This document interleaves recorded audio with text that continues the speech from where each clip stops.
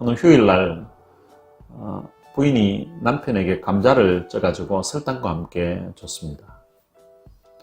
남편이 그 감자를 찍어서 먹더니 바로 뱉어내는 거예요. 그러면서 여보 소금 가져라 소금. 그러니까 부인이 놀래가지고 아니, 소금은 왜 찾냐고 하니까 아니 감자를 소금에 찍어 먹지 감자를 설탕에 찍어 먹는 사람이 어딨냐고 이렇게 이야기를 한 거예요. 그러니까 부인이 원래 감자는 설탕에 찍어 먹지 소금에 찍어 먹는 사람이 어딨냐고. 원래 감자는 설탕에 찍어 먹는 거야. 우리 집에서는 늘 감자 설탕에 찍어 먹었다고. 그랬더니 남편이 감자를 설탕에 찍어 먹으니까 집안이 그 모양이지 이렇게 이야기한 거예요. 그러니까 부인이 마음이 팍 상했습니다. 그러니까 마음의 상한 상태에서 남편에게 또 이렇게 받아쳐서 이야기했습니다. 당신 집안이 형편이 어려워서 설탕 살 돈이 없으니까 소금에 찍어 먹었겠지. 원래 감자는 설탕에 찍어 먹는 거라고. 이 말을 듣고 남편이 또 마음이 팍 상했습니다. 자기 집안이 좀 가난했기로서니 가난해서 설탕 살 돈이 없어가지고 소금에 찍어 먹었다는 식으로 표현하니까 이 남편이 이제 기분이 상한 거예요. 그러다가 두 사람이 대판 싸움이 일어났습니다. 남편도 아내를 향하여서 당신 집안은 뭐 대단하다고 그러냐고 이렇게 이야기합니다. 그랬더니 또 부인은 남편에게 당신 시동생들을 한번 보라고 하면서 또 시동생들 잘못하는 그런 것을 이야기하면서 싸움은 더 커졌습니다. 둘이 대판 싸우고서는 이제 방으로 각방을 쓰게 됐습니다.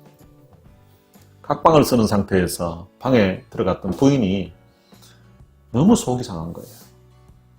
자기는 이 휴일날 남편 사랑하는 마음에 남편 생각해서 일부러 감자를 쪄가지고 그렇게 참 설탕과 함께 남편에게 갖다 줬는데 아니, 고맙다고는 못할 망정 어떻게 이런 식으로 오히려 이거 감자 쪄준 것이 싸움의 원인이 된 거예요. 너무 속이 상한 거예요. 거기다가 자기 집안 무시하죠.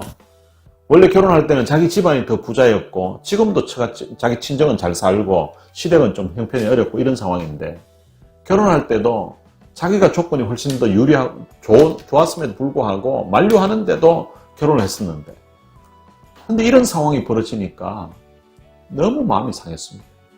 그래서 그 속상한 마음 상태에서 친정엄마에게 전화를 한 거예요. 그래 엄마에게 이야기하다 보니까 막 너무 속이 상해서 눈물도 나고 막 그랬습니다. 근데 그 상황을 쭉 이야기를 해줬더니 친정엄마가 화가 난 거예요. 그래서 친정엄마가 사위에게 전화를 했습니다. 사위에게 전화해가지고 막 야단을 칠 거예요. 자네가 우리 집안을 그렇게 무시하고 내 딸 이렇게 내 딸 눈에 눈물 흘리게 만들고 이렇게 하면 내 딸 자네에게 못 맡긴다. 막 이렇게 막 한 거예요. 그러니까 그 이야기를 듣고 나니까 이 사위가 또 마음이 상한 거예요. 그래서 전화 끊고 나서 부인에게 와서 또 이야기했습니다. 아니 우리 부부 싸움이면은 부부 안에서 끝나야 되지. 그걸 왜 장모님인데 이야기하냐고. 그러면서 또 막 장모님인데 친정엄마인데 이야기했다고 해서 또 이제 싸우게 됐어요. 그렇게 이제 싸우다 보니까 나중에는 이 싸움이 더 커져가지고 이제 이런 상황 같으면 같이 못 살겠다고 된 거예요. 그래서 결국에는 이혼으로까지 가게 됐습니다. 서울 가정법원에서 이혼 접수장을 받았던 그 가정법원 판사가 보니까 이혼 사유 되어 있는데요. 이혼 사유 보니까 감자 이렇게 되어 있는 거예요.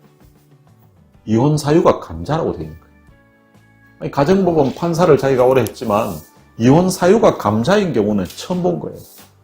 그래서 이제 그 두 사람을 불렀습니다. 불러가지고 이 이혼 사유를 감자라고 했던데 이게 무슨 말이냐고 이게 물었더니 부인이 자초지종 쭉 이야기를 했습니다. 휴일날 감자 쪄준 것 그리고 감자 쪄주면서 설탕을 준 것 그것이 이제 문제가 돼가지고 자기는 감자를 설탕과 함께 찍어 먹었었고 어릴 적부터 또 남편은 감자를 소금과 함께 찍어 먹었다 이거죠. 그 이야기 하다가 이제 서로 다툼이 일어나가지고 결국은 이제 이혼 법정에까지 오게 됐다는 상황을 이야기했습니다. 그 이야기를 다 전하고 나서 이 부인이 판사님에게 물었습니다. 판사님, 감자를 설탕에 찍어 먹는 게 맞아요? 소금에 찍어 먹는 게 맞아요? 판사님 집은 감자를 설탕에 찍어 드세요? 소금에 찍어 드세요? 이렇게 질문을 한 거예요. 그랬더니 이 판사님이 저희 집에서는 감자를 김치국물에 찍어 먹는데 그렇게 이야기했다는 것입니다. 이 부부 사이에 문제가 무엇이라고 생각하십니까? 이 부부는 서로를 어떤 배려하는 그런 마음이 결여되어 있는 거죠. 서로를 어떤 배려하는 그런 마음 자체가 없기 때문에 이런 이혼하는 상황까지 이르게 되었습니다. 결혼 생활을 힘들어하는 그런 원인, 그리고 이혼 어떤 사유, 그런 것들이 한국에서는 전에 그 책임이 누구에게 있느냐, 그래서 이제 유책 배우자가 누구냐에 따라서 이혼 시에 재산 분배하는 이런 과정도 달라집니다. 근데 미국에서는 이혼 사유가 한 가지밖에 없습니다. 이혼 서류에 보면 이혼 사유가 irreconcilable difference라고 해서 화해할 수 없는 차이, 그러니까 극복할 수 없는 차이, 그것을 이제 보통 성격 차이라고 이야기합니다. 성격 차이라는 거죠. 원래 성격은 다 차이가 있잖아요. 근데 이제 그 이유 하나만 되어 있습니다. 그러니까 어떤 서로를 향한 배려하는 마음, 서로를 사랑하는 마음, 이런 것들이 결여되어 있어서 이런 문제가 생기는 거죠. 이런 서로를 배려하는 마음이 결여되다 보면 말 자체에 있어서 달라지게 나오는 거죠. 말도 크게는 한 3가지 정도로 나눌 수가 있습니다. 말씀이 있고요. 우리가 예배 드릴 때, 우리가 신앙생활 하면서 하나님의 말씀을 받을 때 있습니다. 이게 참 아주 귀한 말씀이죠. 말씀이 있고 또 말씨가 있습니다. 말에 힘이 있어요. 하나님의 말씀도 능력이 있고 힘이 있지만 우리가 하는 말도, 일상적인 말, 이런 것들이 힘이 있다는 거죠. 아까 우리 이야기했던 것처럼 참 손도 아프고 온몸이 아프고 그리고 다리도 아픈데, 그런데 사랑한다고, 정말 사랑한다고 이 말 한마디만 하면 사막길을 걷는데도 꽃길같이 그렇게 느껴진다는 거죠. 힘들고 지쳐있는 그런 상태에서 그래도 자식 하나 생각하고 그렇게 참으면서 그렇게 살아왔는데, 그런데 아들이 엄마 무술이라고 친구 놀린다고 쪽팔렸다 하는 이런 이야기 들으면 억장이 무너지는 그런 아픔을, 상처를 받게 되는 거죠. 그러니까 그런 말이 우리의 마음에, 각 사람의 삶에 전해지게 되면 이게 씨앗이 됩니다. 그리고 말투가 있습니다. 이게 말씨라고 하는 건 그래도 좋은 의미죠. 괜찮은 의미. 근데 말투는 마치 그 아들이 했던 이야기 있잖아요. 전원주 씨 아들이 했던, 엄마 왜 왔냐고 물으니까 쪽팔려서, 엄마 온 것 자체가 쪽팔려서 왔다고 하는 그런 어떤 말투, 이런 것들이 사람들의 삶에 상처를 주는 거죠. 이것이 이제 가족 간에도 이런 현상입니다. 가족 간에도 친하기 때문에 말을 함부로 하는 거예요. 어떤 데는 이제 부부 간에 운전을 배우는 경우가 있습니다. 한국에서 운전을 하던 사람도 미국 와서 면허증을 취득하면서 이제 남편에게 운전을 배우는 사람도 있고, 또 어떤 경우에는 부인이 먼저 미국 와서 면허증을 취득했다든지, 또 부인이 미국에서 면허증을 가지고 있어서 한국에서 온 남편이 이제 면허증을 취득하는 그런 경우도 있습니다.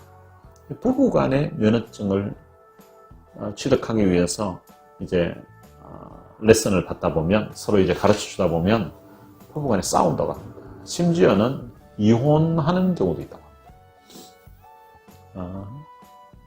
이게 부부 간에 뭔가 이렇게 가르치다 보면 말을 할 때 가깝기 때문에 말을 함부로 하는 경향이 있습니다. 가깝기 때문에 말을 편하게 하는 거죠. 그런데 부부가 아닌 경우에 만약에 처제를 가르친다든지 처형을 가르친다든지 그러면 이제 한 단계 지나가죠. 그러면은 말을 할 때 아주 조심합니다. 보통은 가깝기 때문에 말을 함부로 막 하는 거예요. 부인 운전 가르치다가 자꾸 반복해서 가르치는데 가르쳐도 못 알아듣고 하니까 잘 안 되고 하니까 아이고 우리 애 머리 나쁜 것이 당신 닮아서 그런 모양이다 하고 이런 식으로 한마디를 붙이게 되면 이제 그게 이제 상처가 되는 거죠. 가까운 사람일수록 사실은 말을 더 조심해야 되고요. 가까운 사람일수록 더 귀하게 생각하고 더 존중히 여겨줘야 됩니다. 근데 대부분의 사람들은 가깝기 때문에 편하다고 해서 말을 함부로 하는 그런 경향이 있습니다. 그런 말을 하게 되면 사람이 상처를 받게 됩니다. 그리고 결혼 생활을 힘들어하는 그런 원인들 중에 건강 문제가 이슈가 되는 경우도 있습니다. 그러니까 건강 문제 때문에 다투기도 하고 싸우기도 하는 그런 경향도 있습니다. 한 사람이 며칠 앓는 거는 괜찮을 수도 있지만 이게 아픈 기간이 지속되다 보면 그것이 결혼 생활을 지속하는 데에 어려운 문제가 되기도 합니다. 그리고 자녀들 문제가 생기면서 그것이 이제 이혼의 어떤 원인이 되는 경우들이 많이 있습니다. 자녀들 양육하면서 누가 부담을 져야 되는지, 그리고 자녀들 양육하면서 경제적인 어떤 부담이 생기면서 일어나는 그런 현상들이 있습니다. 그런 현상들 때문에 이제 부부간에도 계속해서 다툼의 원인이 되기도 합니다. 그리고 부모 때문에 이혼을 하게 되는 그런 경우도 있습니다. 시부모님 모시는 문제, 또 시집살이 문제, 그런 문제들이 부부간에 계속 다툼의 원인이 되는 경우가 있습니다.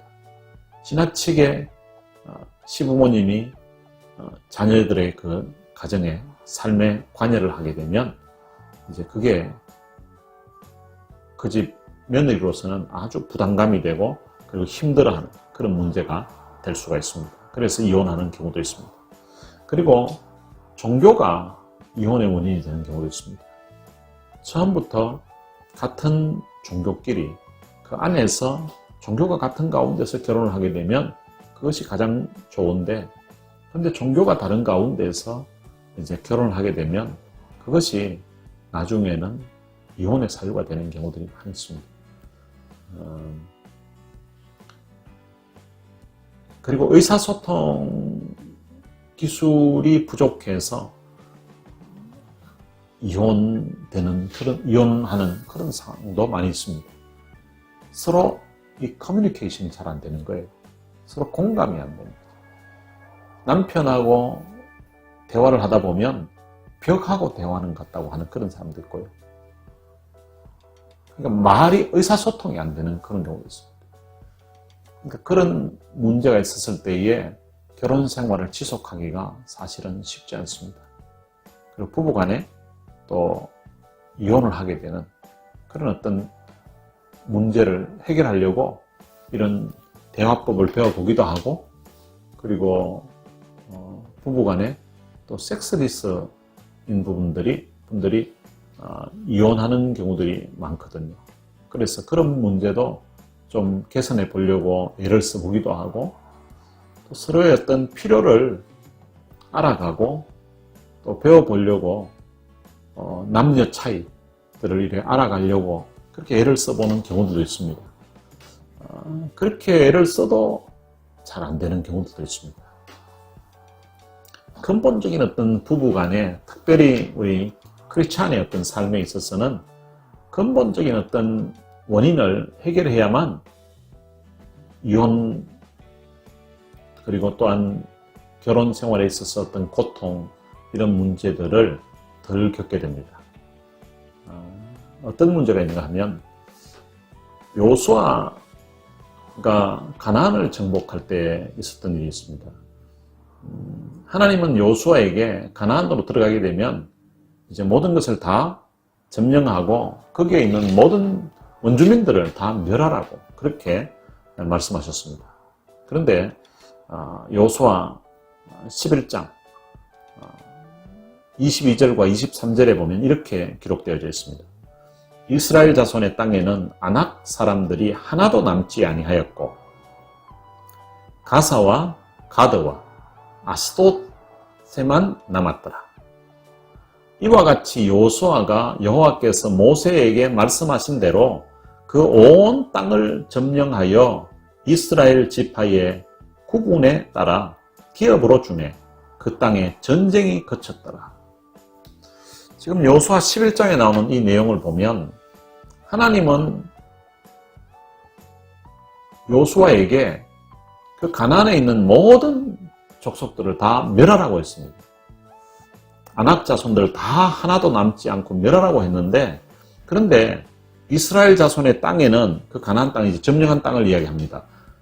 아낙 사람들이 하나도 남지 아니하였고, 그러니까 하나도 남지 않았다는 다 없앴다는 거죠. 근데 그 뒷부분이 문제입니다. 가사와 가드와 아스돗에만 남았더라. 이게 전혀 진짜 하나도 안 남은 건 아니죠. 거의 없어졌고 가사 그리고 가드, 아스돗 요 세 곳에 조금 남아있다는 거죠. 근데 조금 남았는데, 그런데 어떻게 되는가 하면 이와 같이 여호와께서 모세에게 말씀하신 대로 그 온 땅을 점령했다는 것입니다. 점령하여 이스라엘 지파의 구분에 따라 기업으로 주었다는 것입니다. 그리고 그 다음 보면 그 땅에 전쟁이 거쳤더라. 그러니까 하나님이 하신 그 말씀대로 다 멸한 것은 아니고 가사와 가드, 아스돗에 조금 남았는데, 근데 그것은 이스라엘 백성들이 가나안 땅에 살아가는 데에 아무 문제가 안 됐다는 거죠. 그 땅에 전쟁이 거쳤다는 말이에요. 전쟁이 거쳤다는 말은 그 땅에 평화가 왔다는 거죠. 가사, 가드, 아스돗만 남았는데 이것이 여호수아가 살고 있는 그 시대 때는 사실은 전혀 문제가 되지 않았습니다. 그런데 이게 사사기에 가고 그리고 사무엘서에 가게 되면 이게 이제 문제가 됩니다. 어떤 문제가 많이 생각하는가 하면 가사 있죠. 이 가사의 뜻이 무엇인가 하면 이게 강한 곳이라는 뜻이에요. 강한 곳인데 여호수아가 가나안을 점령했을 때는 이게 강한 곳이, 이름이 강한 곳이었지만 아무 영향을 안 줬습니다. 그들이 가나안의 삶을 살아가는 데 있어서 뭐 거의 힘을 발휘하지 못하는 그런 존재였습니다.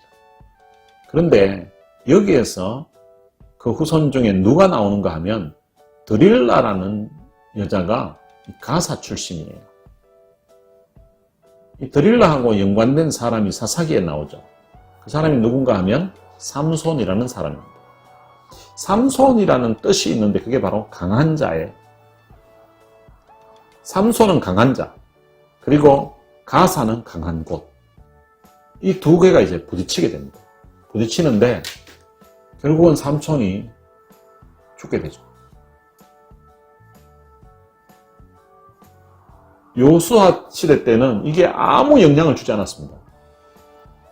그때 여호수아가 한마디만 했으면 저기 남은 저 가사 저거 없애라, 이렇게 한마디만 했으면 그 시대 때에 이것을 없애는 것은 아무 문제가 안 됐습니다. 가나안 점령은 이스라엘 백성들이 훈련이 잘 돼 있어가지고 이긴 게 아니에요. 그냥 하나님 말씀대로 그냥 들어가면 이기게 돼 있는 싸움이었습니다. 여리고성도 그냥 돌리기만 했지 그들이 활을 쏜 것도 아니고 그들이 창을 던진 일도 없습니다. 그런데 성을 그냥 믿음으로 돌고 그렇게 나중에 소리를 질렀더니 결국은 성이 무너졌다는 것입니다. 여러분, 그것처럼 가사, 가드, 아스돗도 그냥 저거 점령하라고 한마디만 했으면 그걸로 끝이 나는 거예요. 그런데 이 여호수아가 그렇게 하지 못했습니다.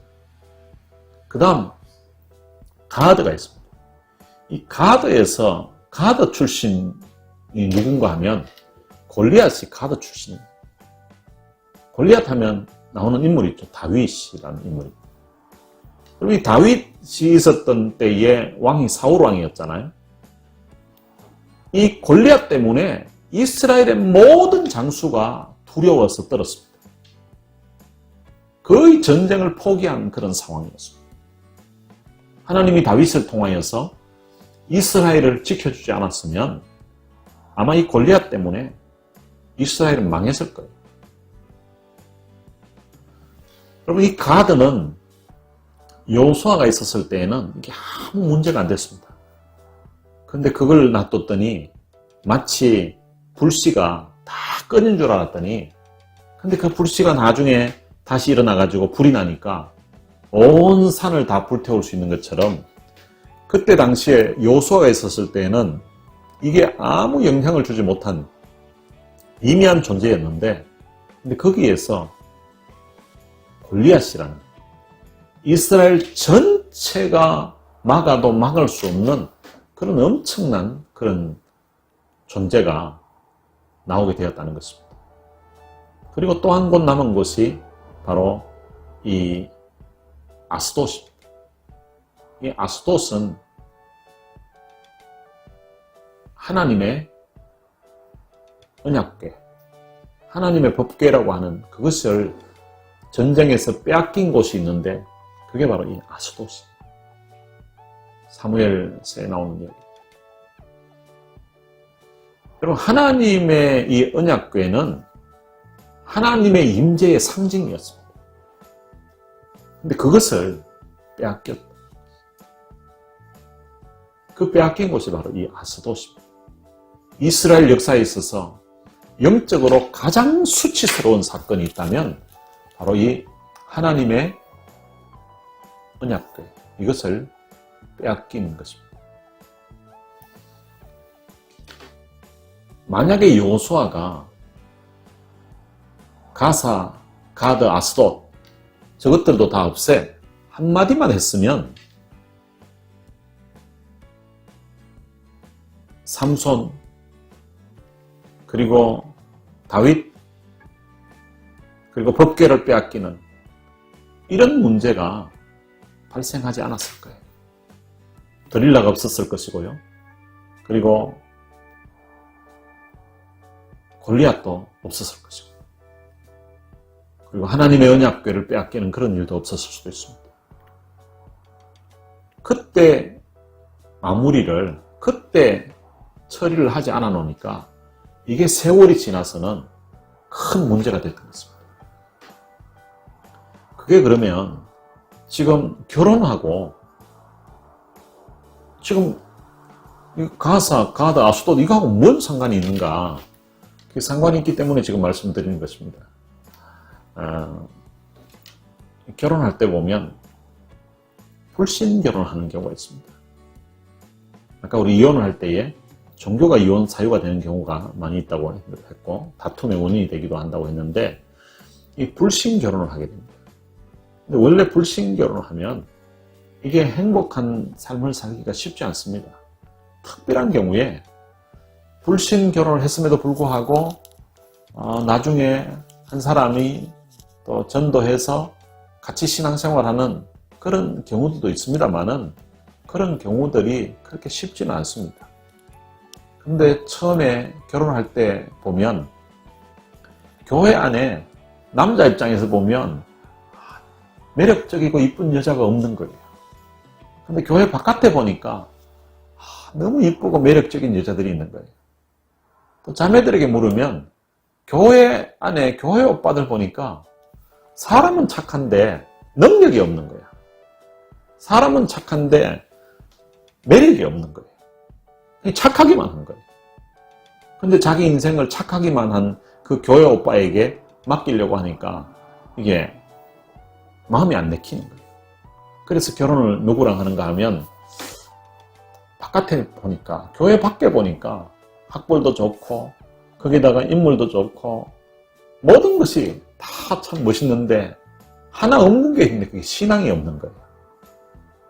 그런 가운데서 이 자매가 착하기만 한 교회 오빠를 선택할 것인가, 아니면 능력 있고 참 매력 있어 보이는 교회 바깥에 오빠를 선택할 것인가. 이제 고민을 하다가 한 사람 전도하겠다는 그런 거룩한 꿈을 가지고 이제 교회 오빠가 아닌 바깥에 있는 세상 오빠를 선택해서 결혼을 하게 됩니다. 결혼식을 할 때에는 별로 문제가 되지 않습니다. 결혼식 할 때는 우리 아빠가 장로님인데 우리 아빠가 교회 집사님인데 우리 결혼하려고 하면 목사님이 주례를 해야 된다고. 이렇게 하면 그 교회 바깥에 있는 그 오빠도 자기도 이제 그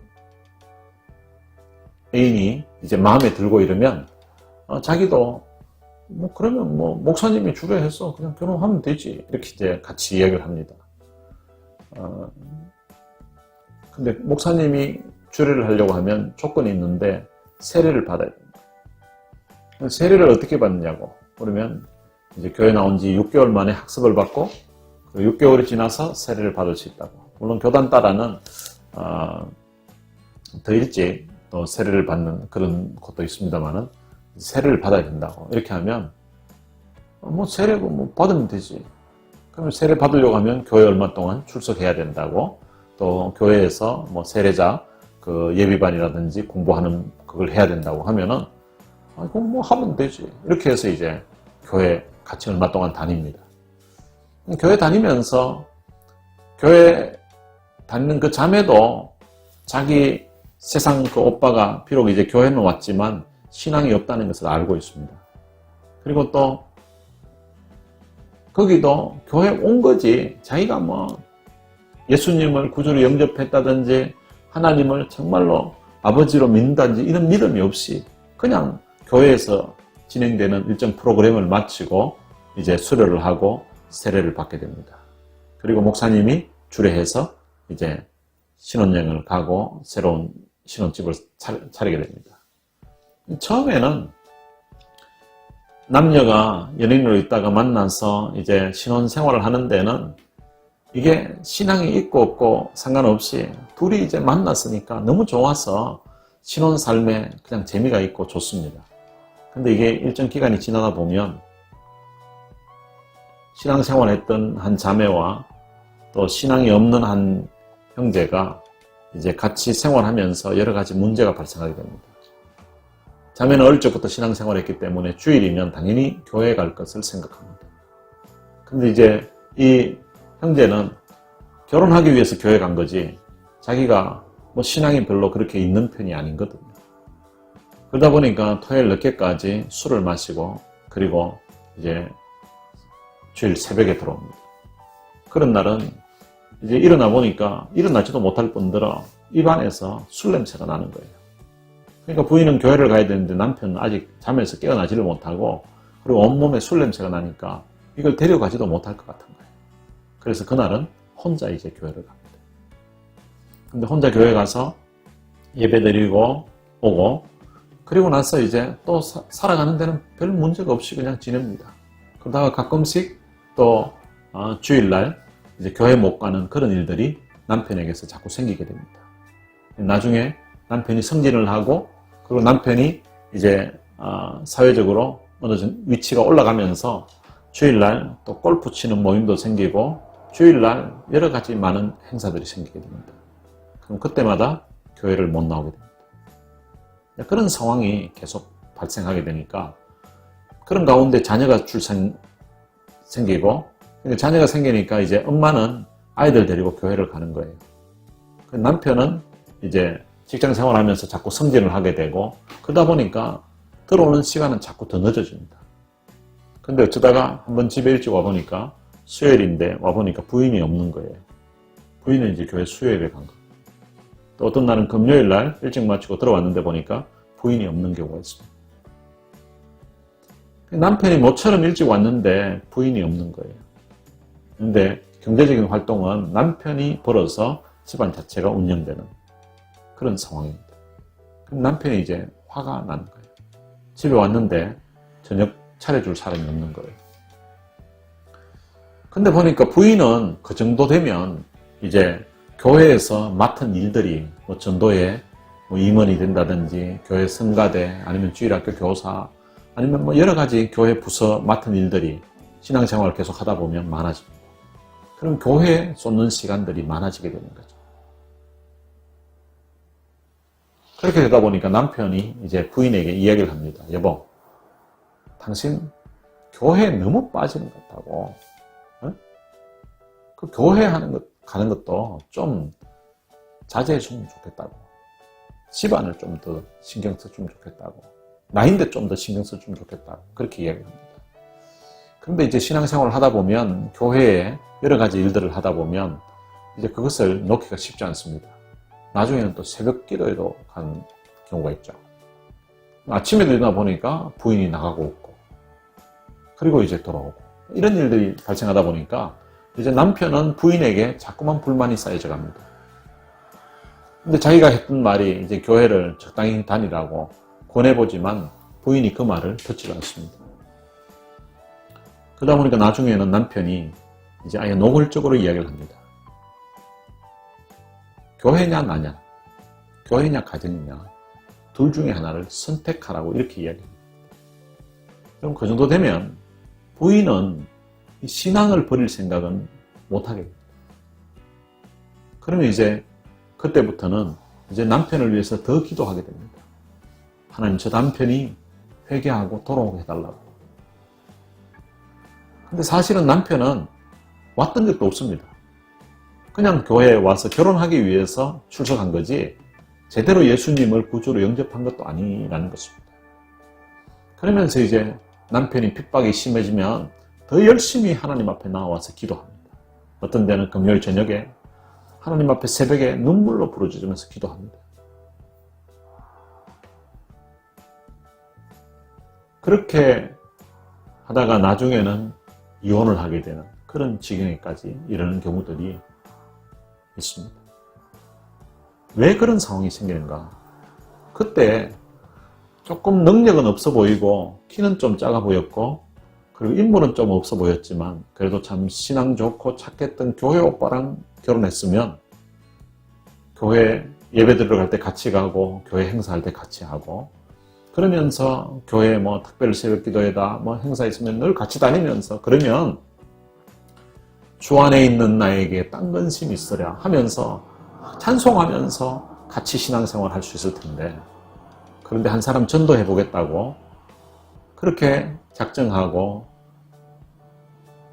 교회 오빠가 아닌 세상에 있는 참 잘생기고 그리고 능력이 있어 보였던 그 남자를 선택해서 결혼했는데 그래도 교회는 데리고 왔었는데 제대로 복음으로 그 사람이 변화되지 않고 그런 가운데 신혼의 삶에는 마치 여호수아가 가나안 땅을 점령했을 때에 전쟁이 거쳤던 것처럼 가사, 가드, 아스돗이 여전히 남아있었음에도 불구하고 그 사람들이 살아가는데 아무 지장 없었던 것처럼 불신 결혼을 했음에도 불구하고 신혼에 그 삶을 살아가는 데는 아무런 문제가 없었다는 거죠. 두 사람이 사랑하니까 아무 문제 없을 거라고 그렇게 생각했었는데 그런데 이것이 자녀가 생기고 세월이 지나가면서 그때 당시 신앙이 없었던 그 남자와 결혼한 것이 나중에는 같이 사느냐 못 사느냐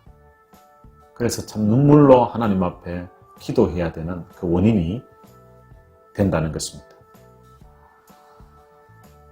이러한 가정에서 자라나는 그런 자녀들은 또 어릴 적부터 많은 상처를 받게 됩니다. 그리고 그때 받았던 그 상처가 성인이 되어도 그 사람들의 마음에 상처로 남아있다는 것. 그런 상처를 치유하고 회복하는 것. 그것이 바로 가족 치료, 가족 상담이라는 것입니다. 오늘은 여기까지 하도록 하겠습니다. 기도하겠습니다. 하나님 아버지 감사합니다.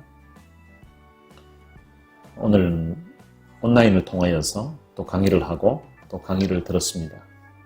우리가 이런 가족에 대한 소중함을 알게 해주시고 또 성경이 가르치고 있는 가족이 무엇인지를 제대로 알게 해주시고 또 이 가족이 성경적인 그 가르침을 버린 결과 참 이 땅에 주어지는 그런 많은 아픔들과 상처 그리고 가슴 아픈 그런 일들로 인하여서 어려운 가운데 있는 사람들 그런 마음을 치료하고 그런 마음들을 위로하고 또 격려해서 건강한 가정을 세워가는 일에 저희들이 일익을 감당할 수 있도록 축복해 주옵소서.